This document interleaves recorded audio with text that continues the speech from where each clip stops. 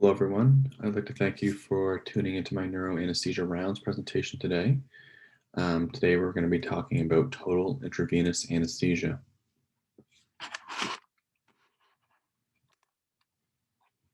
In terms of an outline of what we're going to be talking about, first we will review a brief history, move into the indications, then we'll be talking about TIVA basics and recommendations, and finally we'll round out the presentation talking about some advantages, disadvantages, and practical tips of TIVA.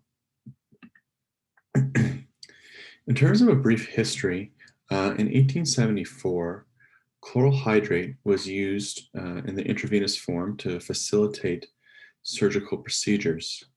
If we fast forward to 1934, sodium thiopental was invented and intravenous anesthesia became more popular at this time.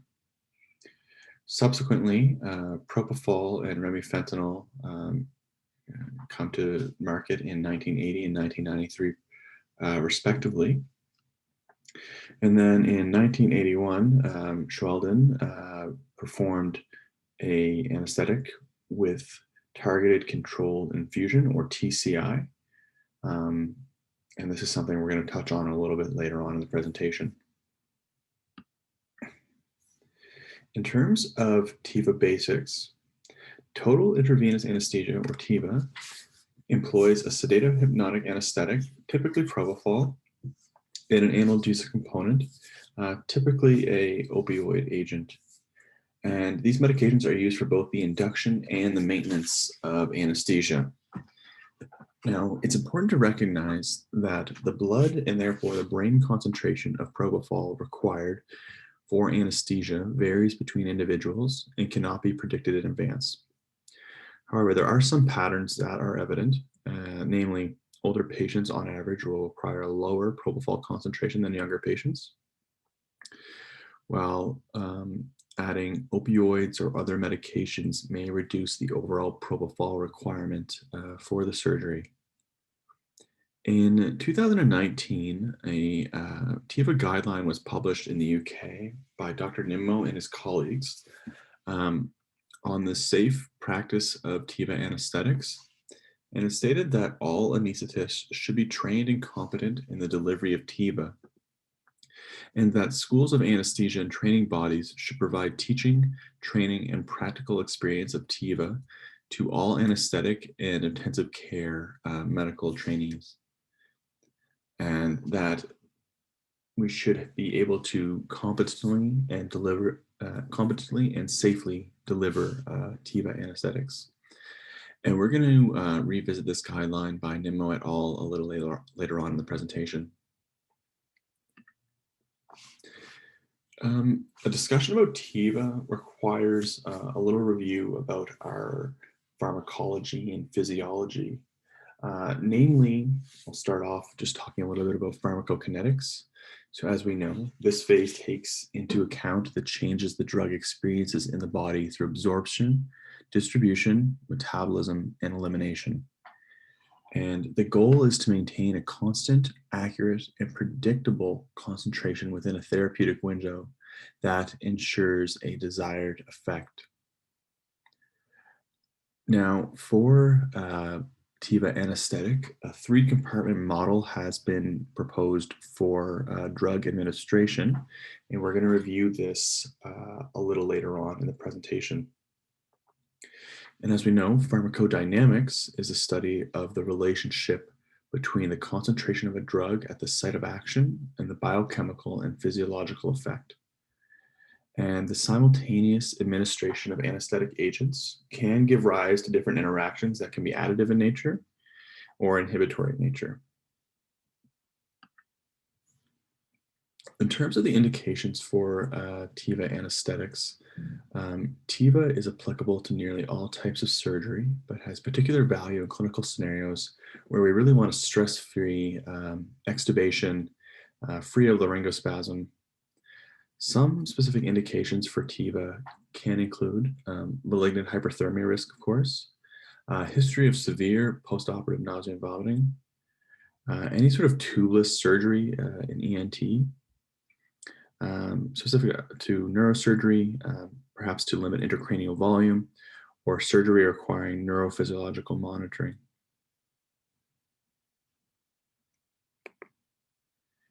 In terms of the agents used for a TIVA anesthetic, in theory, any IV hypnotic or plus or minus an opioid can be used. In recent years, the combination of Propofol as a hypnotic agent and remifentanil as an analgesic seems to have emerged as the most popular TIVA technique according to literature. Both drugs are supplied as a continuous infusion, and ideally the Propofol may be titrated against an electroencephalogram or EEG-based monitor such as a BIS monitor, and kept at a consistent level to ensure that there's appropriate anesthesia provided, and that you can also use a targeted controlled infusion approach, which we're going to touch on in a little bit.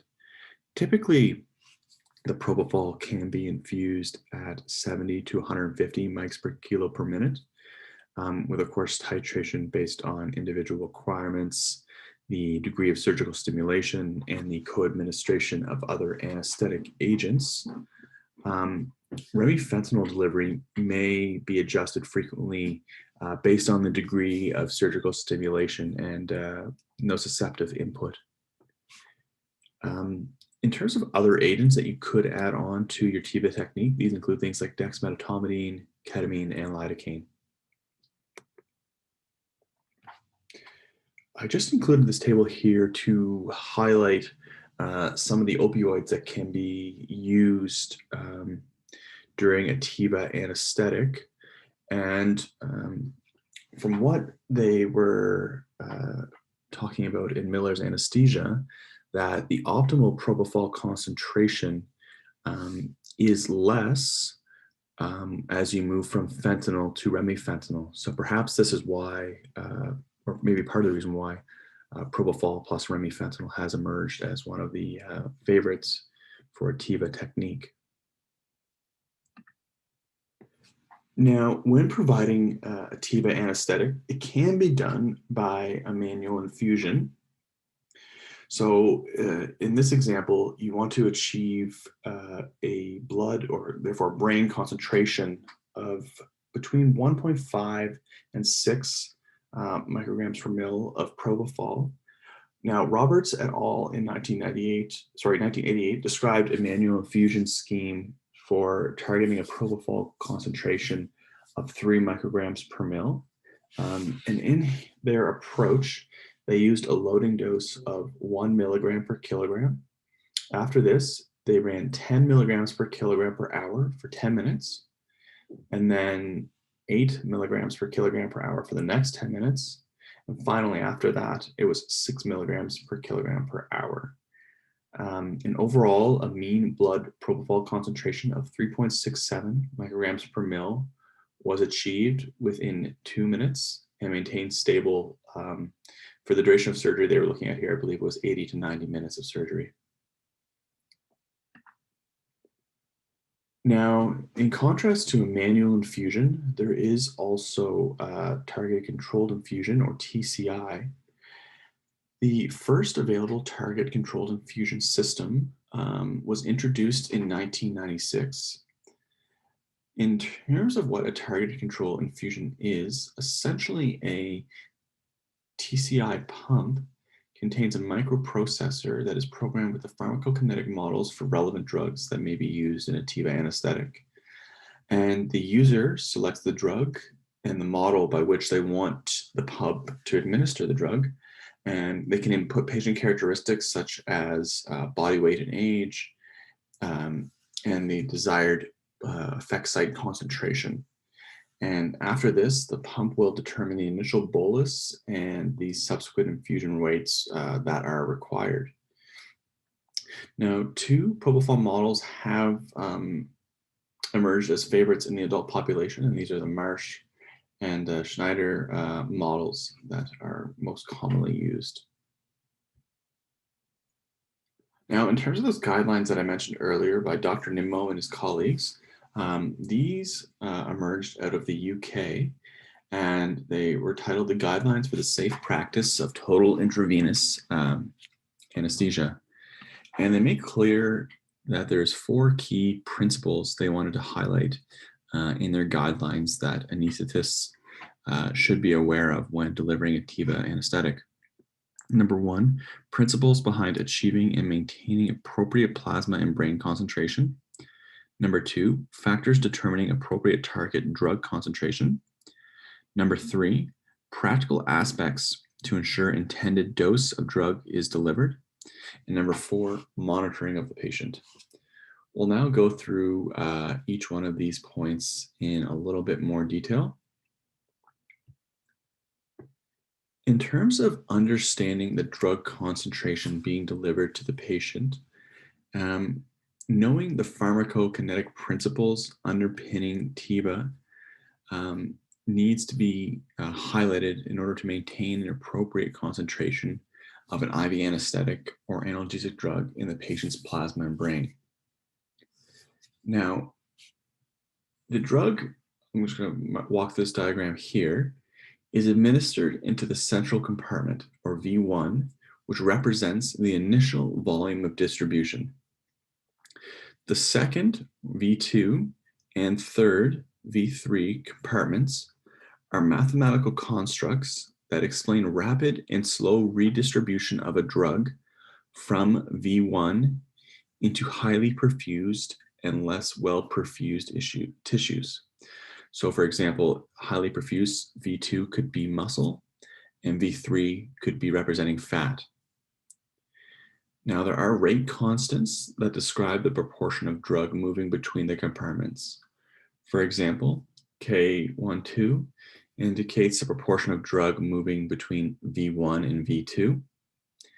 And likewise, K21 shows the drug moving from the peripheral compartment back into the central compartment. Now, the metabolic rate constant here, K10, describes the proportion of drug in V1 that is metabolized or eliminated in any unit of time. And finally, we have a rate constant here that describes the transfer from the central compartment into the effect site. Now, the KE0 value, the higher that value is, it equates to a more rapid equilibrium between these two compartments here. These volumes and rate constants are determined from studies in which the drug is administered to volunteers or patients by bolus, infusion, or both, and following which time blood samples are taken to determine drug concentrations. This is essentially the same diagram as the previous slide.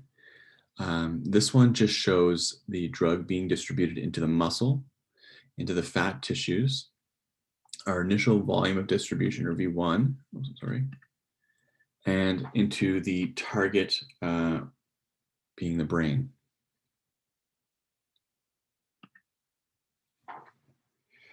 In terms of drug concentration, we did mention that induction and maintenance may be accomplished with either manual dosing or a TCI pump.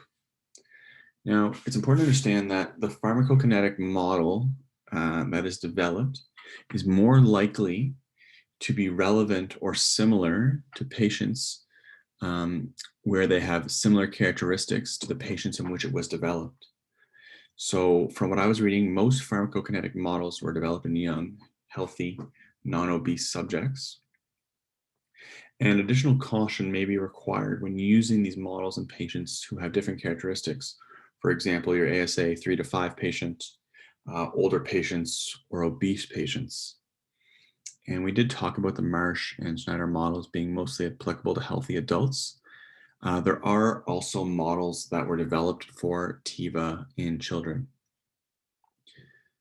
The mean difference between estimated and measured concentrations is usually less than 25%, But if the patient differs from the population in which the model was developed greatly, there could be additional differences.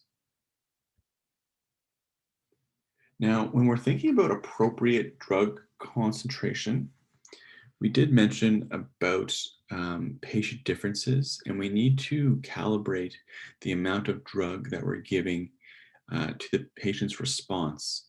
And we want to make sure we have enough drug concentration to produce loss of consciousness and prevent movement in response to noxious stimuli. However, we don't want to give too much drug, such that it's excessive and we can cause marked hypotension or delayed recovery from anesthesia. And we want to make sure that we have an understanding of the amount of surgical stimulus that the patient is receiving. Additionally, the administration of other medications such as opioids, benzodiazepines, ketamine may result in a reduction in the amount of propofol that is required at the brain. And these are the models that we spoke about earlier, the Marsh and the Schneider model. And they have different means whereby they provide appropriate propofol target concentration for maintenance of anesthesia. In terms of monitoring patients who are receiving a TIVA anesthetic, use of processed EEG monitoring or PEEG monitoring is recommended, especially when neuromuscular blockade is used in TIVA. There was another study out of the UK, the NAP5 report, and in that report, they said that the majority of cases of self-reported awareness were identified in patients who had received a neuromuscular blocking drug. And that about half the reports of awareness in NAP5 occurred around the time of induction and of anesthesia, or around the time where patients would be transferred out of the operating room, for example, to the ICU setting. Now, in terms of the processed EEG monitoring, we also want to put this together with information from our other patient monitors and use this picture as a whole to ensure we're providing an adequate anesthetic for our patients. Now, in terms of advantages of TIVA, that one potential advantage is that it ensures that a continuous delivery of anesthetic is provided from the moment of induction. Now, we can contrast this to a situation where we have an intravenous induction followed by the plan for volatile anesthetic maintenance. And this would involve a time where the concentration of the intravenous agent is declining while the volatile agent is still rising, but there is a potential for a gap during which inadequate anesthetic is administered. Now, this could be more likely in a situation where there's a delay in starting the volatile agents, such as a delay in turning on the vaporizer, or a delay in the agent reaching the patient. So, for example, if there was prolonged airway management that was required. And a similar gap may be seen when changing from a volatile to an intravenous anesthetic when preparing a patient for transfer at the end of surgery. Additionally, TIVA anesthetics are known to have a better recovery profile with reduced risk of post-operative nausea and vomiting. Additionally, traditional inhalational anesthetics have been associated, at least in animal studies, with direct inhibition of hypoxic pulmonary vasoconstriction, or HPV. As we know, that this reflux causes constriction of blood vessels from hypoxic segments of lungs to normal areas of lungs, such as in like thoracic surgery, when you have a patient who is on one lung ventilation. TIVA could be a potentially good option for this situation if you're having any sort of difficulties in oxygenating the patient. Additionally, TIVA is useful for situations where there may be intraoperative monitoring required, such as somatosensory or motor evoked potentials. In terms of disadvantages of TIVA, in contrast to our inhalational anesthetics, for which we have our end tidal concentration in real time and we can adjust these medications in real time, um, we do have processed or unprocessed EEG and other neuromonitoring techniques, but we don't exactly know what the concentration is, and it's difficult to figure that out in terms of what the blood concentration of that anesthetic is at that particular point in time. Now, comparable to volatile agents, they can cause a depression of airway reflexes, vasodilation, and myocardial depression. Additionally, there is the potential for unrecognized IV that's gone interstitial or become disconnected. So we must be on very high alert for these sort of situations. Additionally, we must make sure that we have good familiarity with the pump and the delivery devices that are being used, because it is possible to program the wrong rate, the wrong concentration of a drug, or the wrong medication. And failure to deliver the intended agent could be catastrophic in a TIVA anesthetic.